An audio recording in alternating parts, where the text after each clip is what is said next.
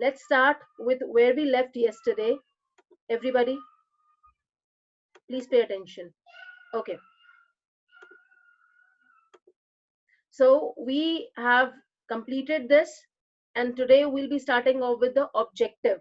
So objective में ये जो objective मैं पढ़ाने वाली हूँ आपको, अगर आप देखेंगे तो ये objective आपको book में नहीं मिलेगा, मगर ये है जो आप पढ़ चुके हैं ऑलरेडी और आपको पता भी है, आपने 11th में पढ़ा था. अब मैं थोड़ा सा 11th को 12th के साथ कनेक्ट करूंगी फिर से और आपको और क्लैरिफाई हो जाएगा.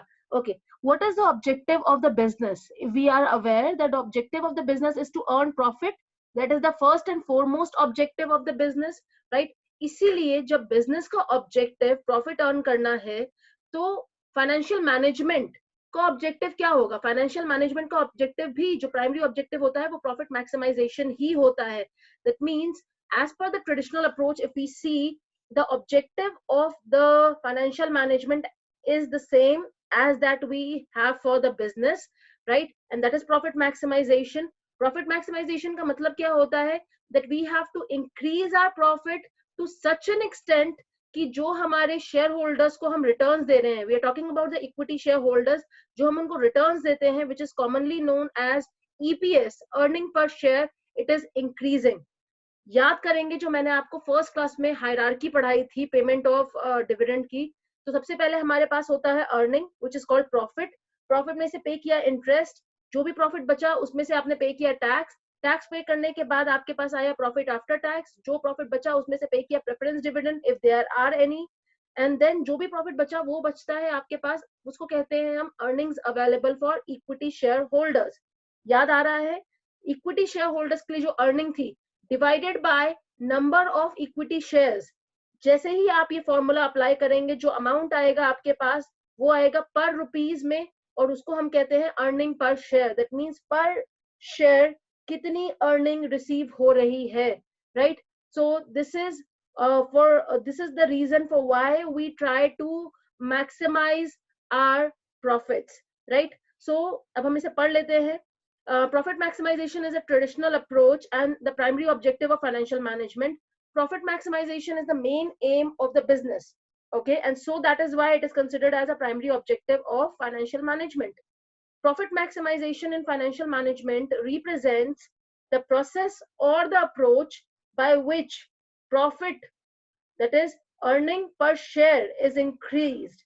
So earning per share matlab we are talking about the earnings that we are planning to give to the equity shareholders, right? Preference shareholders का कोई inclusion नहीं है इसके अंदर. आगे, in simple words, all the decision whether investment or financing etc are focused on maximizing the profits to the optimum level.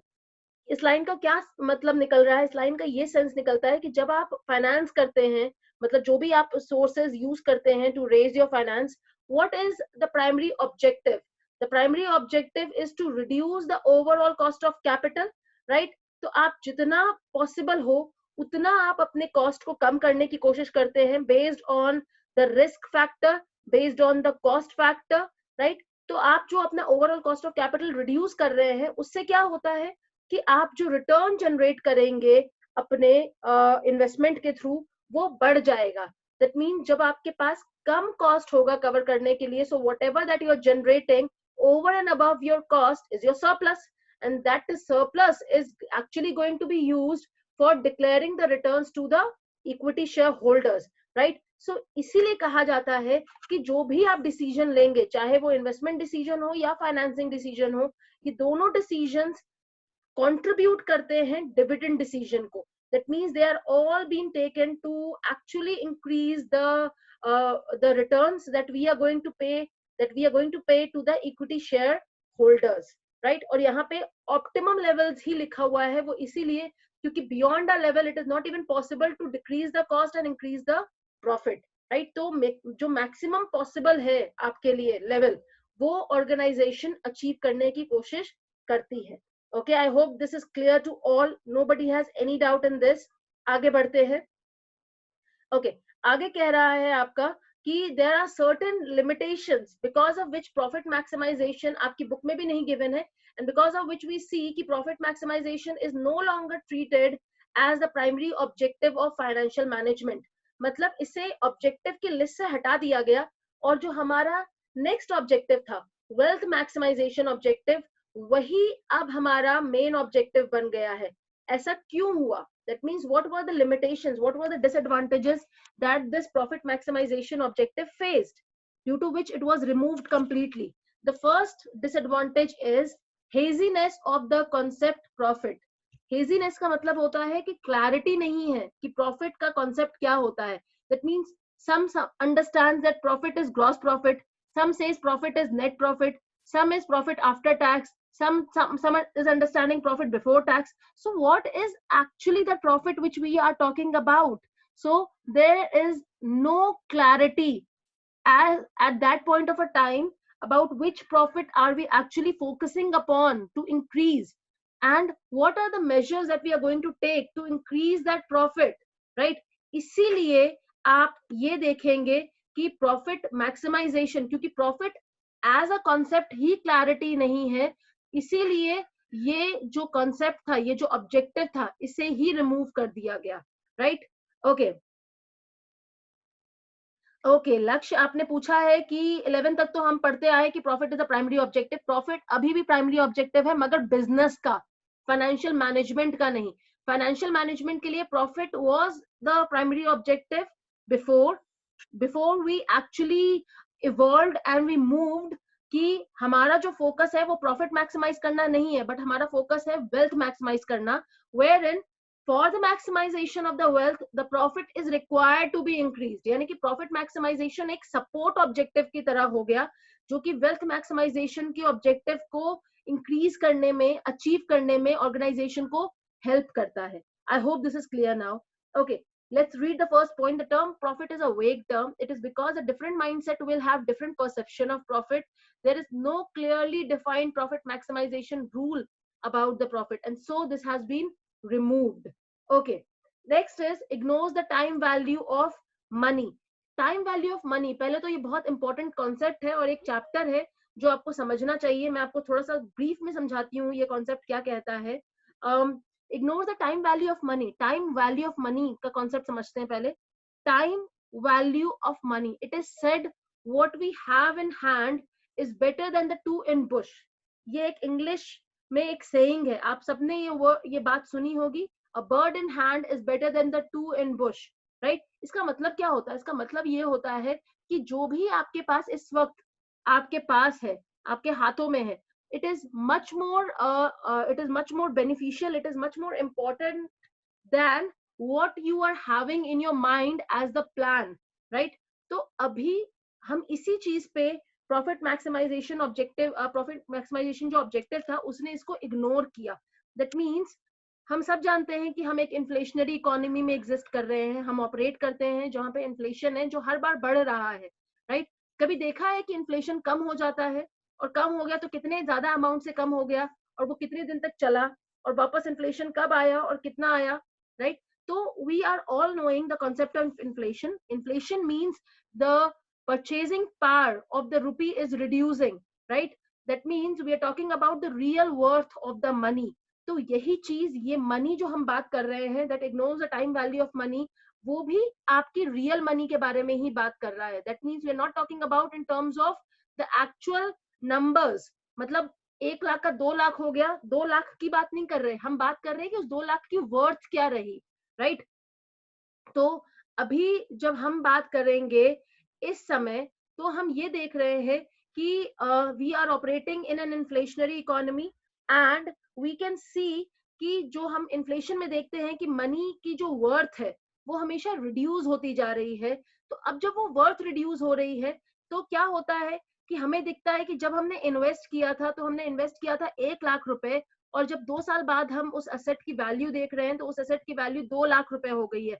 पर क्या उस 2 लाख की वर्थ उस 1 लाख के बराबर है जो हमने इन्वेस्ट किया है? मतलब are we actually in running into profits? No, the answer is no. That means profit maximization की जब हम बात कर रहे हैं तो हम सिर्फ नेकेड प्रॉफिट की बात करते हैं, मतलब हम एब्सोल्यूट टर्म्स में बात करते हैं कि 1 लाख की चीज की वैल्यू हो गई 2 लाख, मतलब की वर्थ की अमाउंट में वर्थ हो गई 2 लाख रुपए। मगर जब हम उसको इन्फ्लेशन से, मतलब इन्फ्लेशन के टेबल पे जब हम उसके चार्ट पे कंपेयर करेंगे तो हमें पता चलेगा कि वो जो मनी हम बात कर रहे हैं, जो हमने इन्वेस्ट किया था, उसकी जो अगेंस्ट हमको मिल रहा है, जो इनफ्लो आ रहा है, उसकी वर्थ अब कम है. सो एक्चुअली जो अमाउंट हमको प्रॉफिट में दिख रहा है वो एक्चुअली प्रॉफिट नहीं है. I hope you are able to understand what I am trying to tell you.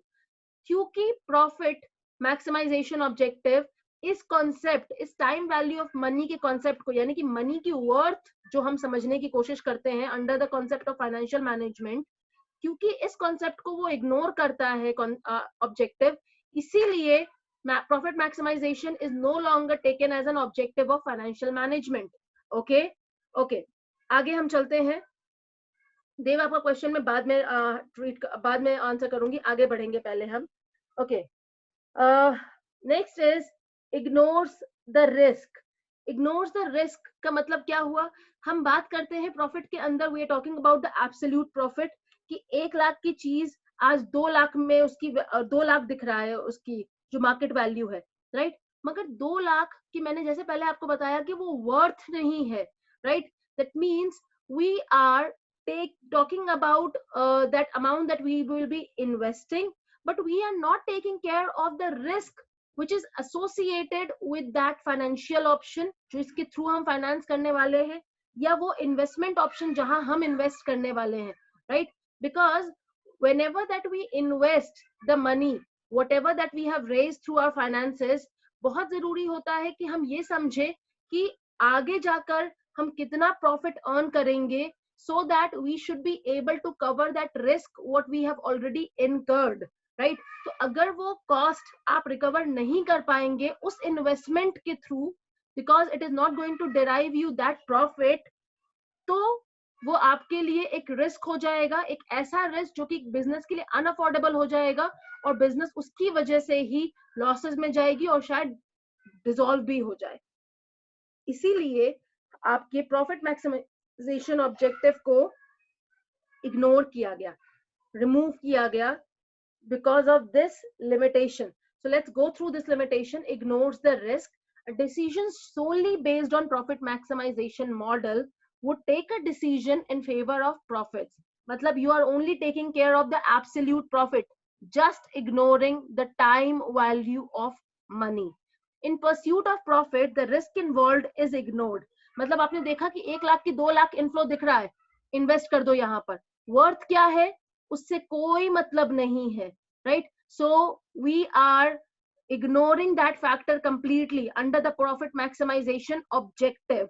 Okay, so in that case, in the pursuit of profit, the risk involved is ignored, which may prove unaffordable at times, simply because higher risk directly questions the survival of the business. Higher risk मतलब आपने जो business में finance raise किया है, if you would not be able to repay that amount with the amount that you are generating from your investments, then it is going to create a risk, and that risk is called financial leverage.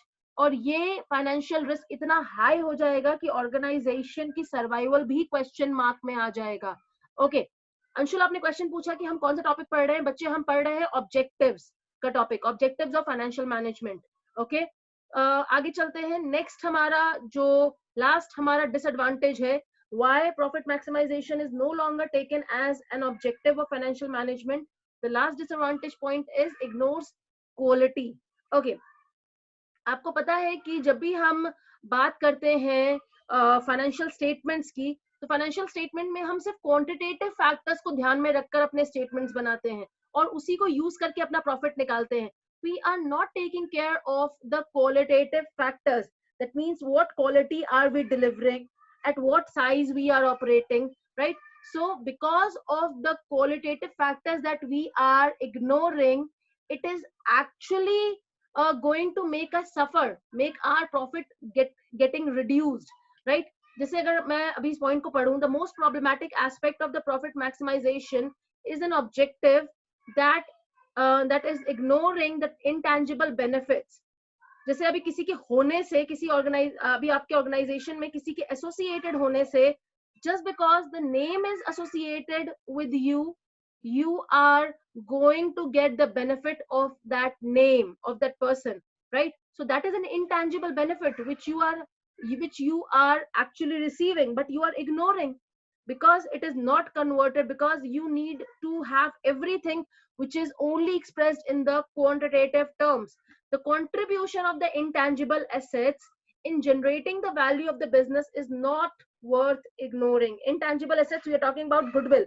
आपने अक्सर देखा होगा कि goodwill की value generally जब business dissolve होता है, या फिर हम जब बात करते हैं पार्टनरशिप में, आप पढ़ रहे होंगे कि जब आया बिजनेस में तो आप गुडविल को कैलकुलेट करते हैं। तो बेसिकली हम क्या बात कर रहे हैं कि गुडविल जो एक ऐसा इंटेंजिबल एसेट है जिसकी वजह से आपके दूसरे फिक्स्ड एसेट्स आ रहे हैं, या जिसकी वैल्यू कई बार आपके सारे टेंजिबल एसेट्स की वैल्यू से ज्यादा होते हैं, उसको हम इग्नोर कर देते हैं, right? So that is actually creating a disadvantage, a major disadvantage to the organization, and that is why this profit maximization objective is ignored, right? Okay, there's one more question that I've just received. What if a multi-billionaire firm start chasing the profit maximization objective? Okay, profit maximization objective, बच्चे मैं आपको बताऊं कि organisation का objective हमेशा रहता है, मगर ऑब्जेक्टिव और उसके प्राइमरी ऑब्जेक्टिव में बहुत फर्क है। जब हम बात करते हैं एक जॉइंट स्टॉक कंपनी की, जहां पर आपकी ऑर्गेनाइजेशन में बहुत सारे शेयर होल्डर्स जुड़े हुए हैं, तो instead of talking about our returns और our profits, we will be focusing, or rather we should be focusing more on the returns that we are delivering to the equity shareholders in terms of the increase in their rate of dividend that we are paying to them, in terms of the increase in the market value of the equity shares that they are holding. That is more important, and that is what is called wealth maximization objective, right? So if we are focusing on profit, that means we will be focusing on profit so as to give the benefit to the equity shareholders. That means हमारा focus wealth maximisation पे ही है, मगर उसको achieve करने के लिए profit को बढ़ाना जरूरी है, क्योंकि जब तक प्रॉफिट्स इंक्रीज नहीं होंगे, जब तक हम ग्रो नहीं करेंगे, तब तक आपका वेल्थ कैसे इंक्रीज होगा? एक लॉस मेकिंग फर्म क्या उसकी इक्विटी शेयर होल्डर्स की आप देखते हैं मार्केट वैल्यू कभी भी ज्यादा हो सकती है क्या? ऐसा हो सकता है? ऐसा नहीं हो सकता। इसीलिए ये बहुत जरूरी है कि जब हम बात कर रहे हैं प्रॉफिट मैक्सिमाइजेशन ऑब्जेक्टिव की, so we are talking about the profit maximization which we are trying to achieve so as to increase our wealth maximization objective, so as to achieve our wealth maximization objective, which is the next point in our chapter. So let's connect to the next point, which is objective of financial management. Okay, everyone. So this is what is written in your book also. You can also follow it from your NCERT book.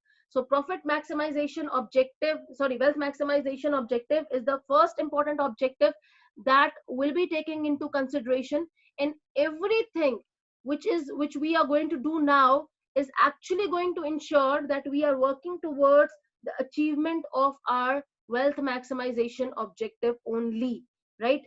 Okay, so let's start with the first objective, that is the primary objective of the organization.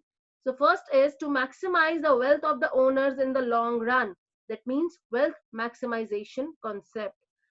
Why are we talking about the wealth maximization? Because wealth maximization, wealth kiski hai? Owners ki. Who are the owners?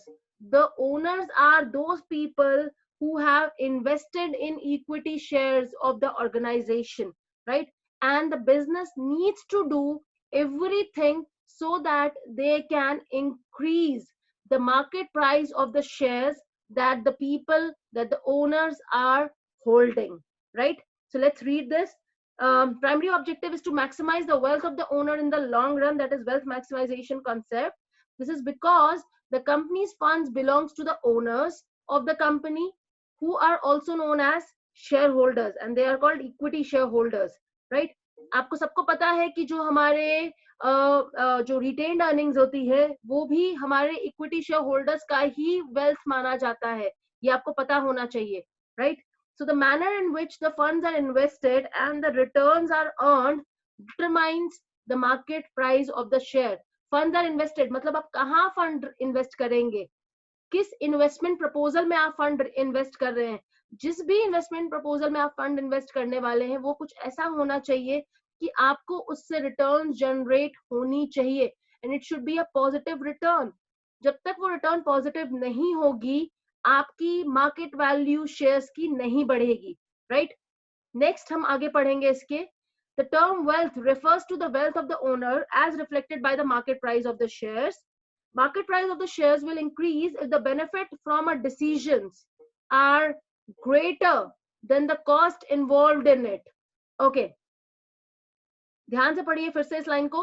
Market price of the share will increase if the benefit from the decisions are greater than the cost involved in it. अब ये क्या बात कर रहा है कि जो भी हमको रिटर्न मिलता है from our इन्वेस्टमेंट्स वो हमको तब समझ में आता है कि वो ज्यादा है अगर जब हम उसे कंपेयर करते हैं अपनी उस कॉस्ट से जो कि मैंने इनकर किया to raise that finance which we have invested.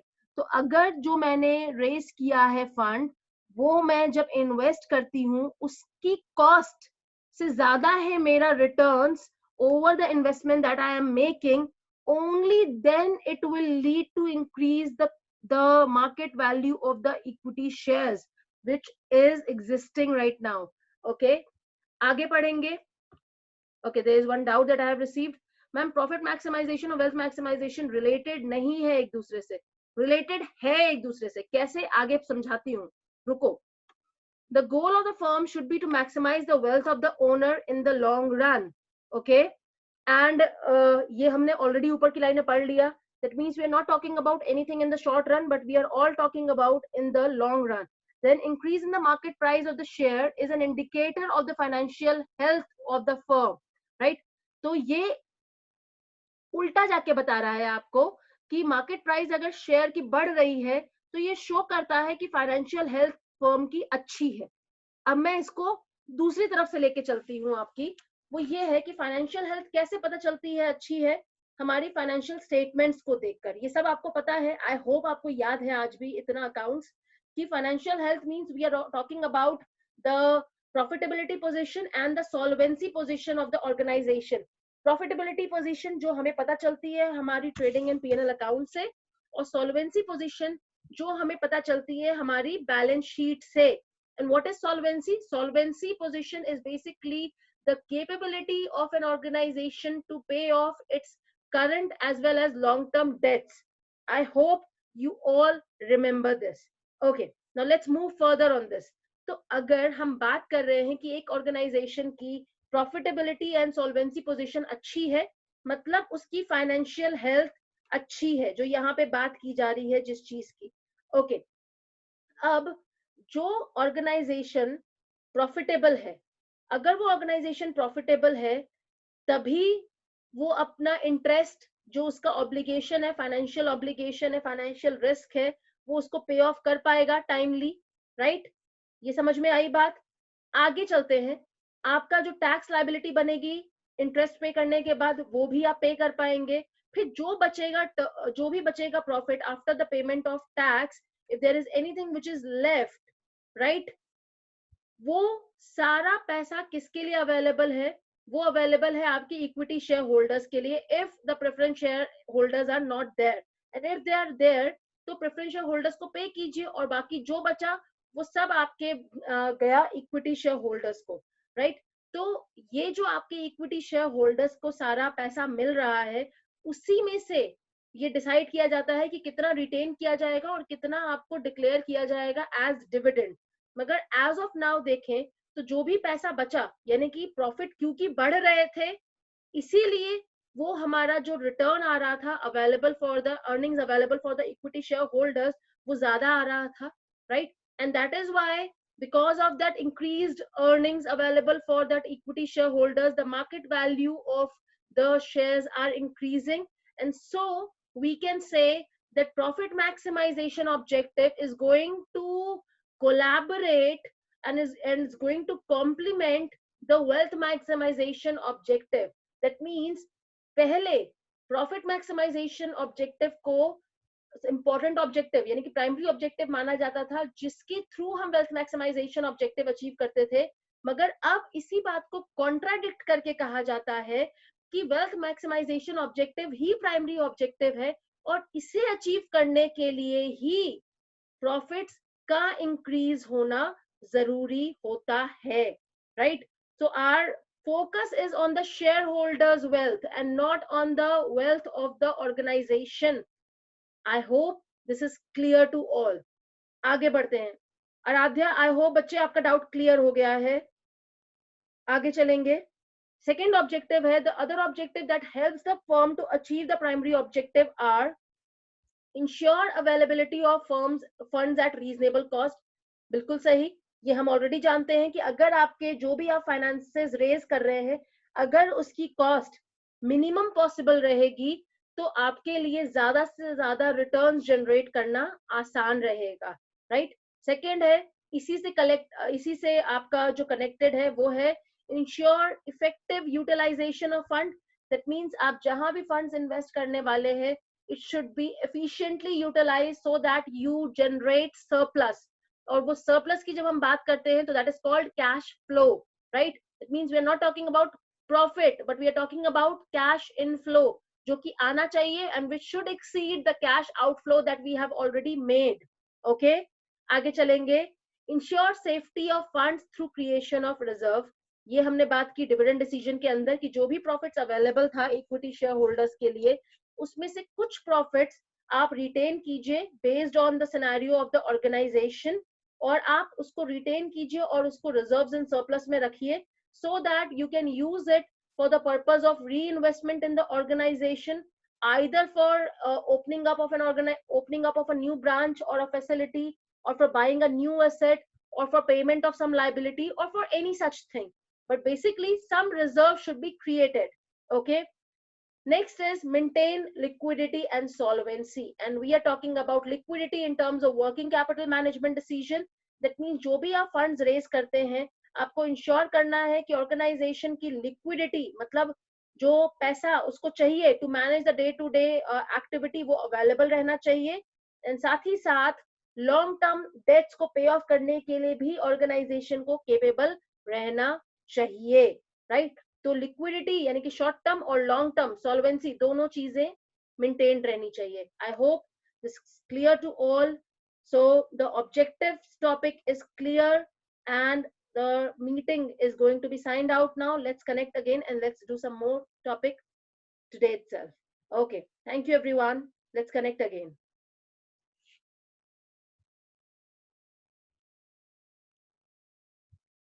Lakshya, I'll take up your doubt in the next class. Thank you.